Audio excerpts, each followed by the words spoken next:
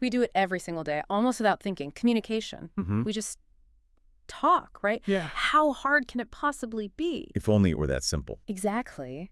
And that's really what this deep dive is all about today. We took a whole stack of sources, articles, research, notes that really peel back the layers on why something so fundamental is also, well, incredibly complex. And often frustrating, full of these hidden assumptions we barely even notice we're making. Yeah. We're looking at communication from a bunch of different angles today. Everything from formal logic and how computers talk. Right, all the way to the messy reality of human psychology, how we actually interact, and even how AI is sort of changing the game now. So our mission in this deep dive, it's to journey through these sources and really try and understand the underlying structures and, yeah, the inevitable messiness of how we connect through language and beyond that, too. Get ready for some surprising facts, I think, and maybe even a new way of looking at your next conversation.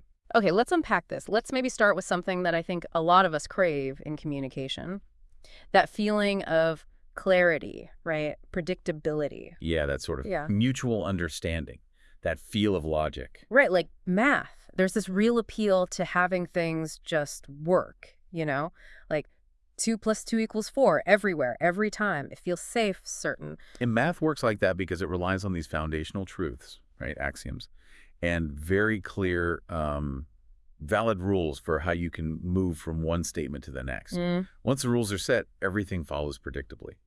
It's kind of a closed system in that way. And the source material gives some great simple examples using like everyday concepts, owls and birds to show this kind of logical structure. Okay, yeah, tell me about those. How do owls and birds show us this sort of math-like logic? Well, okay, if we start with the premise, all owls are birds, one logically valid conclusion is, well, therefore, all owls are birds.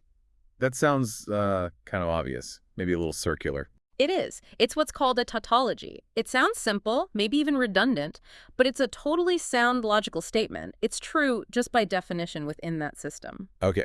So what about the opposite then? Like, not all birds are owls.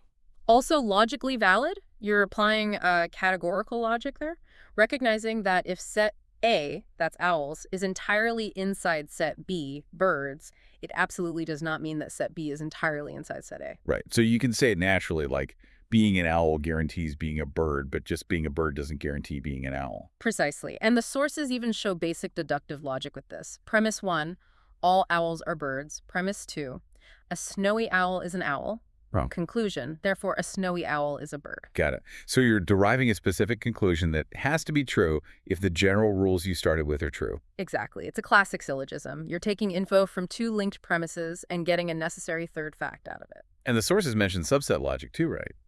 Owls are a subset of birds. Just clarifies that asymmetric conclusion. Exactly. That one group fits inside the other, but the bigger group has extra stuff. The sources even briefly showed the formal logic version using symbols. Oh, with the tape and all that. Yeah, just to make the point that this kind of structure exists formally, like EPAX OX for all X. If X is an owl, then X is a bird. It highlights that language does have structure, and when you use it clearly, it can look a lot like logic. There's a whole field, formal semantics, that actually studies this overlap. And you see these logical forms in everyday language all the time. If you're late, you'll miss the train. That's conditional logic. If P, then Q.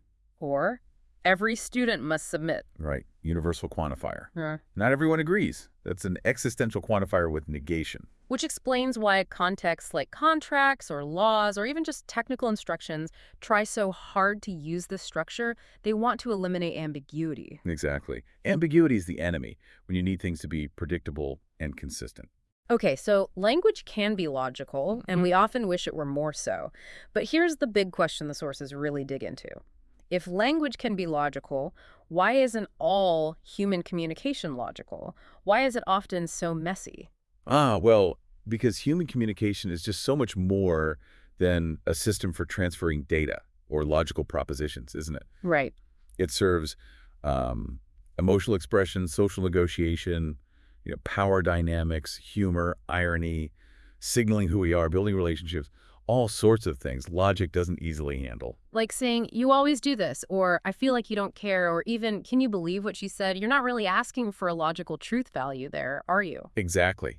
Those aren't typically meant to be parsed with strict logic. They're rhetorical or relational or emotional statements.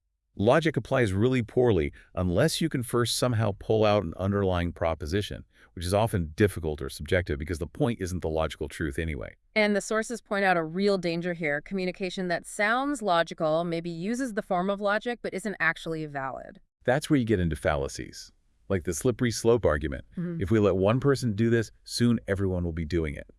It mimics cause and effect logic. But there's no guarantee A actually leads to Z. None at all. Or appeals to authority. Well, it must be true because he's an expert. But maybe he's not an expert on that specific topic, or maybe other experts disagree. Or the classic circular logic, because I said so, which just uses its own conclusion as the reason. So, yeah, people can use the structure of logic to sound convincing, even if the underlying connection isn't valid or sound. There's a big gap between the form and the truth sometimes. Okay, so we crave logic. Language has some logical structures, but human communication is fundamentally messier than math because it does so many other jobs. Which brings us to another crucial point from the sources.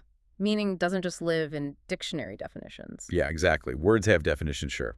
But unlike math, where 2 plus 2 were basically everywhere, words operate in these dynamic ecosystems.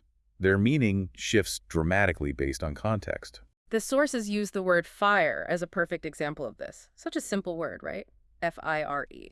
But think about it. Fire could mean a literal flame, something burning. Or getting fired from your job. Or, slang, like that song is fire, meaning it's cool or amazing. Or a command to shoot a weapon. Fire at will. Same 4 letters, wildly different meanings. And the meaning only becomes clearer when you know who is saying it, to whom, where they are when they're saying it, maybe even the tone of voice. Absolutely. It's not just the word itself, it's the whole context surrounding it. And the sources talk about how different spheres of communication shape this context even more. Right. They break it down into public, private, personal, and professional spheres.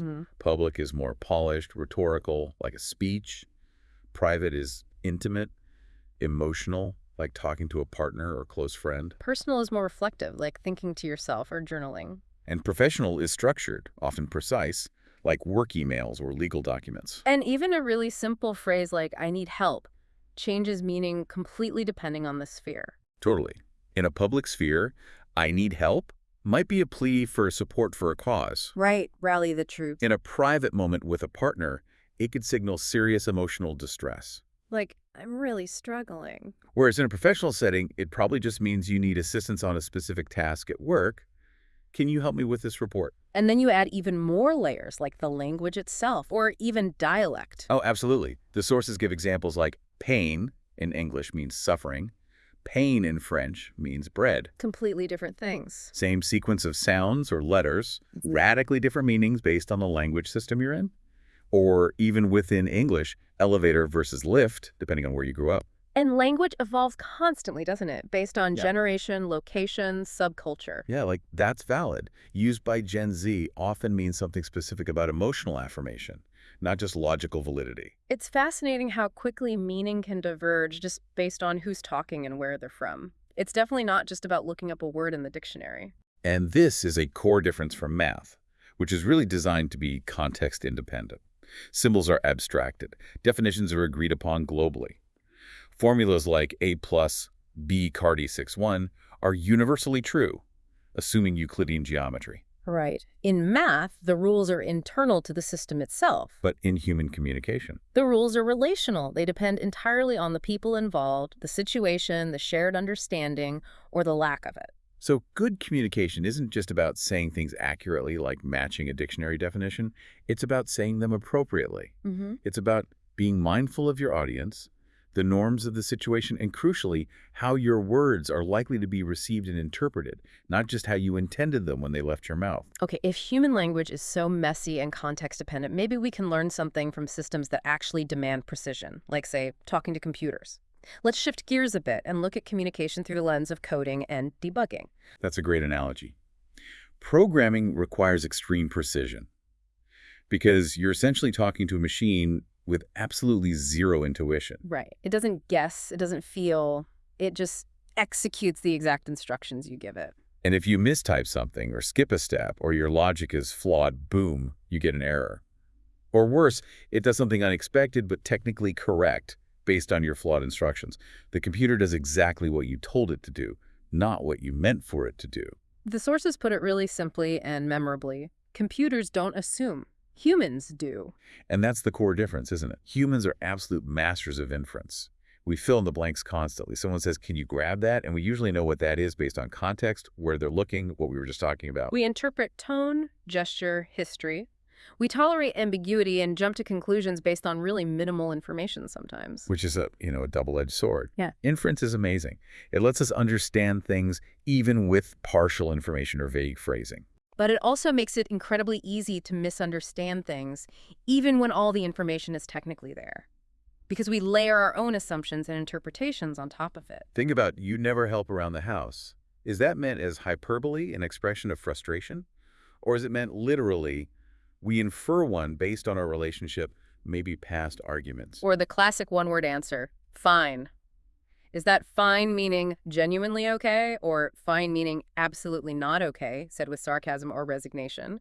We infer the meaning from tone, context, body language. We just kind of assume others will run our code the way we wrote it in our heads, with all our intended meanings and inferences already built in for them. And learning to code, the sources argue, actually teaches you a surprising amount about human communication. It really does. It forces you to be specific. What exactly do you want the other person or the computer to do or understand? It makes you anticipate edge cases. What if they hear this but don't have that other piece of context I'm assuming they have? Right. And it teaches you to test your instructions. Does the outcome of the conversation actually match what I intended? And to refactor, to revise. Can I say this more clearly or efficiently? Maybe this analogy isn't working. I need a different approach. Those are absolutely communication skills. Thinking like a coder helps you see where your instructions to other people might be too vague, too reliant on assumptions. You start to realize how relying on unstated assumptions can completely break the program of a conversation. And you understand the communication failure isn't always, a lack of care or bad intent. Sometimes it's just a lack of clarity or missing context or using incompatible syntax. The sources also use games as these great little communication mirrors, showing us where our signals get lost or misinterpreted in real time. Yeah, games are fantastic for this because they strip away layers and highlight where communication breaks down, often in really funny ways. Think about playing charades. Oh yeah, hilarious and frustrating. You can't speak. You have to rely purely on body language. You're desperately miming microwave, making whirring noises and hand motions, but because it's complex, someone guesses cage fight or washing machine. Happens all the time. It's funny, but it shows just how prone nonverbal communication is to massive interpretation gaps. Or another one they mention, code names, where you give one word as a clue to link several other words on the board. Oh, that one requires such precision, and it highlights how shared associations vary wildly. You say heat thinking it perfectly links fire in summer, because that's obvious to you. But your teammate immediately guesses burn, which happens to be the assassin word that makes you lose the game instantly. Exactly. It shows that what seems like a clear connection in your head, based on your mental map, might trigger completely different associations for someone else. And taboo, where you have to describe a common word like hospital, but you can't use the most obvious related words like doctor, nurse, sick, bed. That one brutally exposes our reliance on linguistic crutches. Those buzzwords, shared jargon, easy shortcuts that maybe only work within our specific group or context.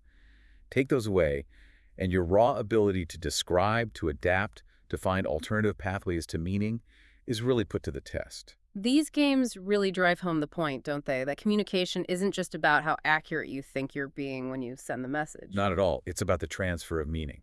Did it actually arrive intact on the other side? It's not about your intention when you speak, it's about their interpretation when they listen. Precisely. It's not about clarity to you, it's about clarity to them. And sometimes, as the sources note, we might be trying to build the wrong kind of bridge entirely. Yeah, like using cold logic when maybe empathy and validation are what's needed.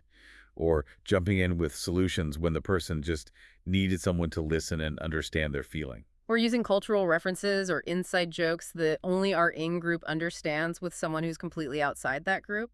We fail to adapt. That reminds me of the familiarity versus fluency concept the sources brought up. Oh yeah, explain that. Well, you might think you're a great communicator because you get along perfectly well with your partner or your best friend. Yeah.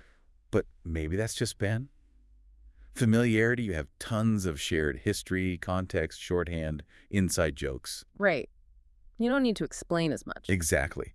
True communicative fluency is tested, When you talk to strangers, people from different backgrounds, unfamiliar audiences who don't share all your assumptions and context, that's where the real skill of bridge building shows. Right. And thinking back to that coding analogy again.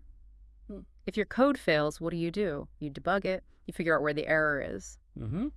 But if your communication fails, do you debug? Or do you just blame the other person for not getting it? That's a tough question. Communication takes energy. Building those bridges, checking for understanding, rephrasing. It's hard work. And sometimes the failure isn't the content. It's the format of the message or the timing or the context. And it needs refactoring, just like code. Okay, stepping back a bit from the structure of language and the act of sending messages. What about the challenges we face just in the basic act of connecting? The sources talk a lot about internal and external noise that really gets in the way of genuine communication. Yes, and a huge factor in how we process information and respond is neurodivergence. It significantly influences how people listen and engage. You mean things like attention regulation? Absolutely. For people with ADHD or similar challenges, staying focused during long conversations, especially in stimulating environments, can be a real struggle. They might get overwhelmed by too much information coming in too fast. Or they might interrupt, not rudely, but because their brain is moving quickly. Exactly. Or they might seem to zone out. It's often not out of disrespect, but because maintaining that sustained attention is a huge cognitive effort, like running a mental marathon. And sensory processing differences play a role, too. Definitely. For some people, maybe on the autism spectrum, things like background noise, the speaker's tone of voice, flickering lights, even strong perfumes can be incredibly distracting or even overwhelming. So they might focus intensely on the literal words being said. Because they're trying to filter out all that other sensory input. And in doing so, they might miss the emotional nuance, the sarcasm, the meaning between the lines. They hear the words, but the sensory overload means they might miss the full message. And executive functioning challenges, what does that involve? That can cover things like difficulty filtering information, deciding what's important, what's not in real time, or holding multiple pieces of information in working memory during a complex conversation, or even just difficulty delaying an impulse to respond immediately. So real-time, complex listening becomes genuinely exhausting. It really can be. And the sources frame this with a lot of compassion. Someone might seem like a bad listener, but it might not be because they're rude or don't care. They could be overstimulated, underslept, experiencing brain fog, stressed, or simply neurodivergent. Their brain processes interaction differently. Beyond our internal wiring, though, technology and this whole attention economy we live in are massive disruptions. They create so much external noise. Oh, absolutely. Social media, endless notifications, the constant stream of new content, it trains our brains in ways that are often counterproductive to good communication. How so? Well, it rewards novelty over depth. It rewards impulse over patience. It encourages us to avoid discomfort or boredom. This conditions us to skim and scan information, looking for the next hit, which is the polar opposite of the kind of focused, sustained attention needed for deep listening. It also creates a kind of low tolerance for ambiguity or complexity, doesn't it? It really does. Yeah. Modern tech often pushes us towards binary thinking, like dislike, agree, disagree, follow, unfollow, quick judgments, constant feedback loops. This erodes our ability to sit with nuance, with complex ideas, with things that aren't easily resolved in a short interaction. Real human conversation is full of ambiguity and layers. And maybe we're just losing practice with the old-fashioned face-to-face stuff. That's a big part of it, too. When we communicate so much through screens, we lose the subtle, constant practice of reading body language, interpreting tone of voice accurately, understanding timing, and pauses, all crucial in-person cues. We might interrupt more because we're used to the slight lag online or the asynchronous nature of text. Right. Or we might say things online thanks to the disinhibition effect that we'd never say face-to-face because the immediate social consequences aren't there. It can make live, real-time human communication feel more fragile or high stakes for some people. And finally, the sources mention relational and psychological barriers, the stuff going on inside us and between us. Yeah, like the tendency to listen to respond rather than listen to understand. We're not fully present. We're already formulating our rebuttal, predicting what they'll say next, just waiting for our turn to jump in. Or we filter everything through our own emotional baggage, right?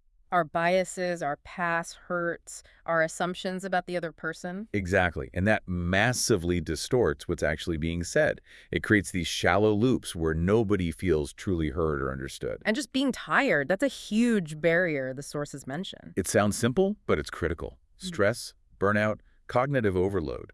Most of us are dealing with some level of chronic distraction and mental fatigue these days. And when we're drained. We just have less mental energy available for the hard work of listening. Less patience, less curiosity, and we become much more reactive.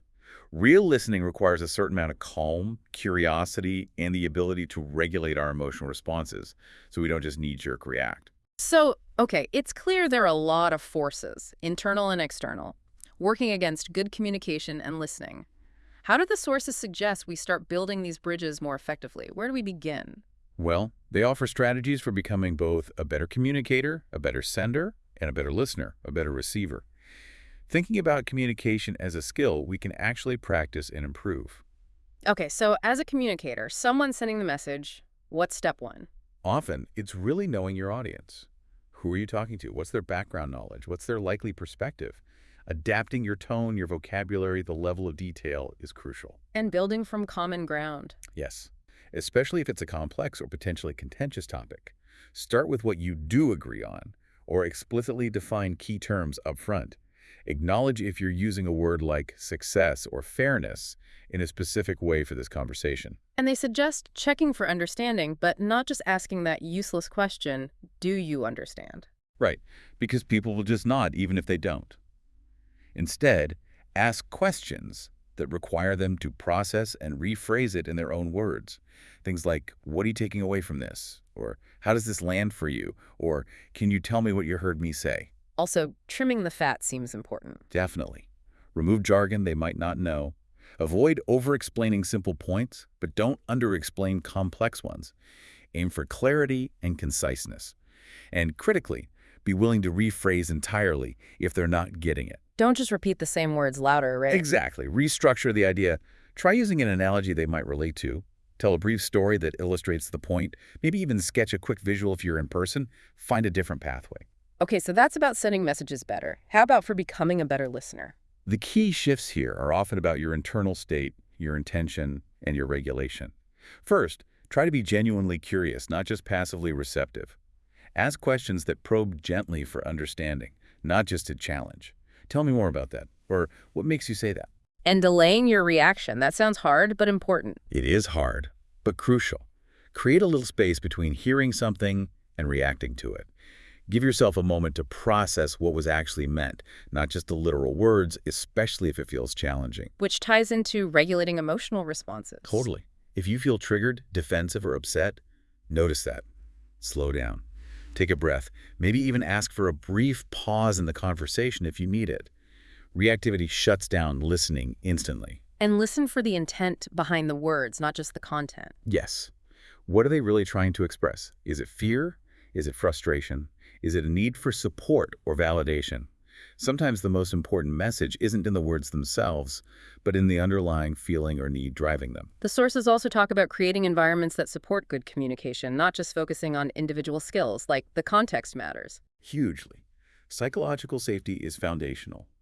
Creating spaces where it feels okay to be wrong, to say, I don't know, to express emotion without being judged, to ask for clarification without feeling stupid. That allows for vulnerability and real dialogue. And modeling the behavior you want to see. Absolutely. If you want others to listen to you, make a point of listening deeply to them first. If you want clarity, strive to offer it yourself. And use meta-communication. Talk about how you're talking. What does that look like? It could be saying things like, hey, I want to make sure we're really hearing each other clearly on this, or would it help if I tried explaining that a different way? Or, I notice we keep interrupting each other. Can we try giving each other more space? It's stepping back to look at the process. And respecting different processing styles. Yeah, realizing that some people need time to think silently before responding, while others process best by talking things through aloud. Neither is wrong, just different. Good communication environments accommodate that. And the sources list some useful red flags, too, signals that miscommunication is likely happening or about to happen. Things to watch out for. Right, like if someone frequently says, that's not what I said. That's a huge sign of a gap between the words used and the interpretation received. Talking over one another constantly. Classic sign of competition, not collaboration. Listening has stopped. Needing to ask constant clarifying questions. Can suggest that the original message was just too vague, poorly structured, or full of jargon. Relying only on shared jokes or insider references. That limits real communication to the in-group and actively excludes others, even if unintentionally. It creates barriers. And avoiding feedback or any kind of disagreement. That often creates an illusion of understanding. Everyone nods along, but maybe nobody really agrees or gets it. They just don't feel safe saying so. They even suggest ways to actively test your own communication skills, like little self-awareness tools or exercises. Yeah, those are great.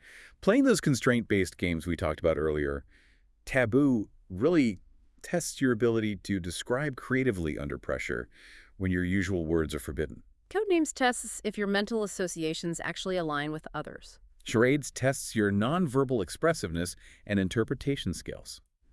Games like The Mind or Wavelength test your ability to sync up and achieve shared understanding with minimal cues. They really expose where your communication methods break down when the usual crutches are removed. They're trying to explain something complex to a total stranger. Yes. Pick a concept you know inside and out, your job, your hobby, anything, and try to explain it clearly to someone who has absolutely zero background knowledge. If they can summarize the main points back to you in their own words, you've successfully transferred the meaning across that knowledge gap. It's a tough but really valuable test. And maybe the most uncomfortable one, recording a conversation and actually watching or listening back. Oof. Yeah. Nobody likes doing it, but it can be incredibly revealing. See how much you actually talk versus listen. Notice your interruption patterns. Where did misunderstandings clearly happen? Where could you have been clearer? It's uncomfortable, but you learn a lot. And finally, just asking for feedback directly. Yeah, invite the truth. Ask people you trust. Hey, was that presentation clear? Or what parts of my explanation were confusing? Or how did my comment land for you? People often won't offer constructive feedback unless you explicitly ask and create a safe space for them to be honest. Okay, let's bring in a really modern element here that's fundamentally changing the communication landscape. AI. We talked about how traditional computers are super literal, need explicit instructions. But AI is different, isn't it? Very different. Traditional code is binary, literal, zero room for interpretation. But AI systems, especially large language models like ChatGPT, are trained on absolutely massive amounts of human communication, text, dialogue, everything. So they learn patterns. Exactly.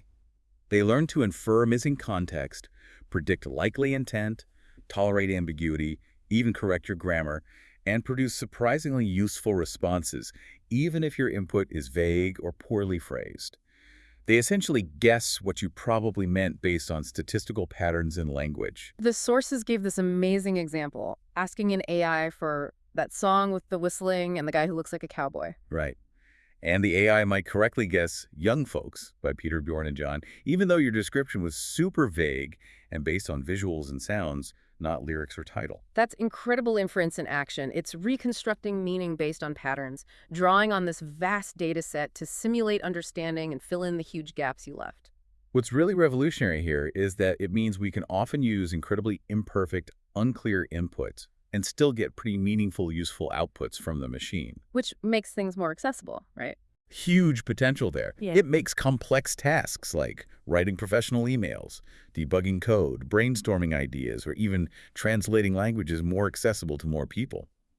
AI can act as this kind of translation layer between an unclear idea in your head and a much clearer articulation. It can definitely lower the bar for participation in certain kinds of communication tasks. But does this power come with a potential cost? Does relying on AI to always fill in the blanks potentially weaken our own communication skills with other humans? That's the big question, and the sources suggest yes, it can be a real risk. If AI is constantly finishing our sentences, structuring our thoughts, guessing our meaning... We might stop practicing how to do that effectively ourselves. Exactly. We might rely on it to guess instead of putting in the effort to express ourselves clearly and precisely.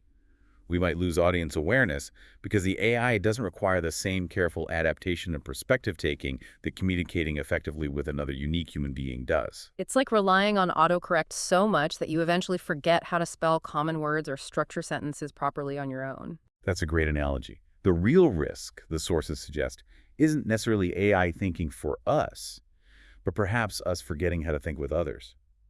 Communication with humans requires a different kind of cognitive and emotional effort, a different kind of attention than just prompting an AI. But there's nuance here, right? It's not like AI is inherently bad for communication across the board. No, absolutely not. The sources are careful to make that distinction.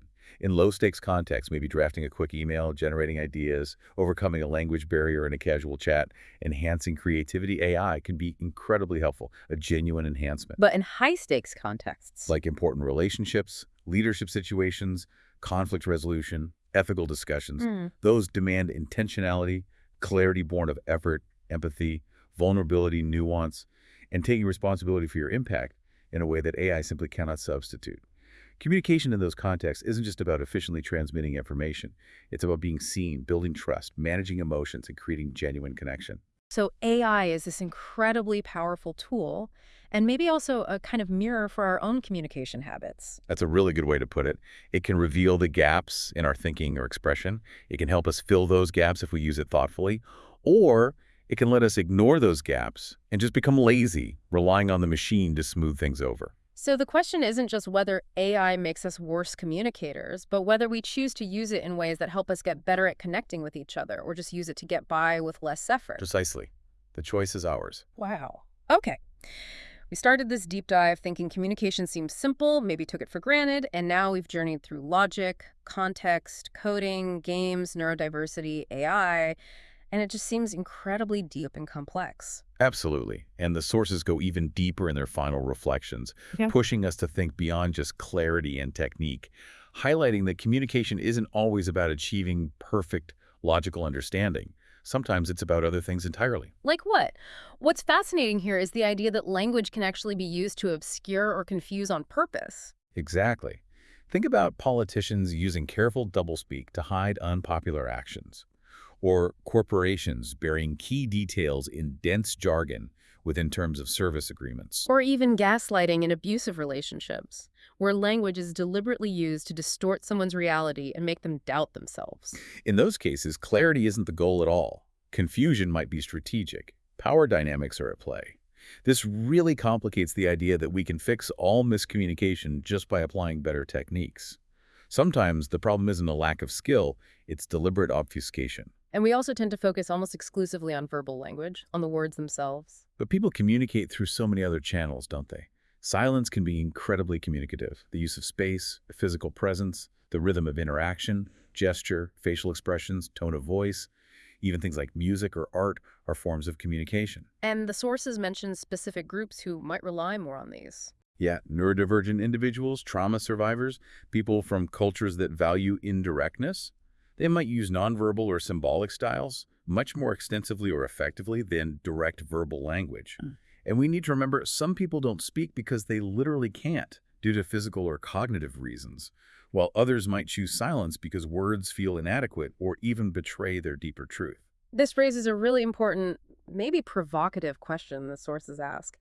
Is there a bias baked into our very idea of better communication? Do we overvalue one particular style? The sources strongly suggest yes.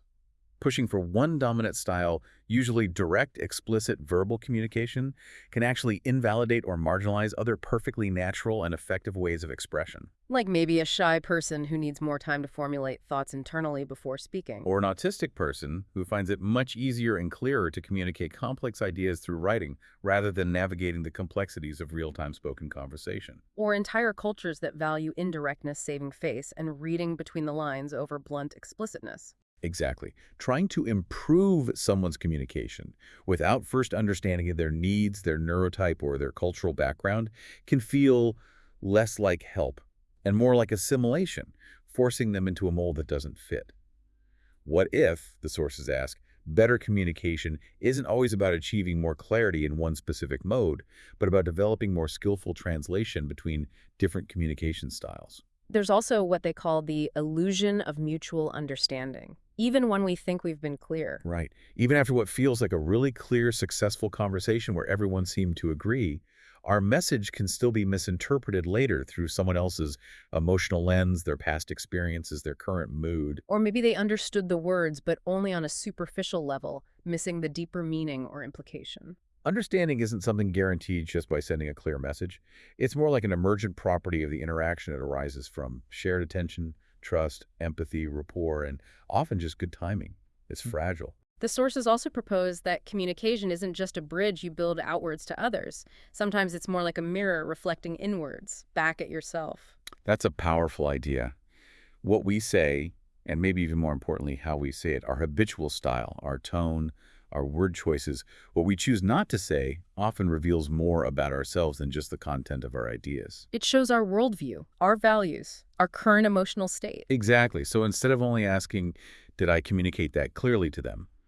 Maybe we should also sometimes ask, what does my communication style say about me? Or what underlying emotional truth am I actually carrying into this conversation, perhaps unconsciously? And listening itself, you mentioned active listening workshops. Can that become performative, just going through the motions? Oh, definitely. In this era where active listening is taught as a technique, people can learn the look of listening, the nodding, the paraphrasing, the I hear you affirmations, the focused eye contact without actually doing the internal work. Without actually retaining the information or being changed by it, or truly making space for uncomfortable or challenging truths? Precisely. Listening isn't just passive reception or mimicking empathy. Real listening, the sources argue, should involve a willingness to be transformed, even slightly, by what you hear. It requires genuine openness. And finally, the sources offer a crucial reminder. Not all communication problems are about individual skill or technique. Some are fundamentally systemic. Yes, many breakdowns happen not because the two people involved are necessarily bad communicators, but because of underlying power imbalances. Think boss and employee, teacher and student, or cultural suppression that systematically silences certain voices or perspectives. Or even just the technological intermediaries we use, Zoom lag causing interruptions, the lack of nonverbal cues, and email leading to misinterpretation. Exactly. We can't fix everything just by improving our interpersonal skills, as important as that is. We also have to look at the bigger picture and ask, what systems, what structures, what technologies silence or distort voices before they even have a chance to be properly heard? Wow, okay. We started this deep dive thinking communication was, maybe simple, something we just do. And after digging into all these sources, seeing it through the lenses of logic, context, code, games, neurodiversity, AI, power systems, it's just incredibly deep and complex. It feels like something I'll never fully master, but maybe can always get a little bit better at navigating. That's a great way to put it. Yeah. And the sources offer a really powerful final reflection, kind of summing it up. Communication is like bridge building. You're trying to span the gap between your mind and someone else's. And listening. Listening is like standing on the other side of that river, waiting patiently, attentively to receive what's being built across to you. And strong bridges, the kind that last, they aren't just thrown up quickly or carelessly. No, they're built with care, right? With attention to the landscape, the materials. They're maintained over time. They're adapted when conditions change. And ultimately, they don't just connect abstract ideas, they connect actual people. Which brings us to the final synthesis thought from this deep dive, something really for you, the listener, to sit with and perhaps mull over as you navigate your own conversations going forward. Communication isn't just a skill to be mastered, like learning to type. It's also a philosophy to live by, a whole system to examine critically, and maybe most importantly, a mirror for ongoing self-reflection. Clarity matters, yes. Active listening matters, absolutely. But so do context, power, communication style, trauma, intention, technology, and even silence. There's always more beneath the surface of how we talk and connect or fail to connect with each other.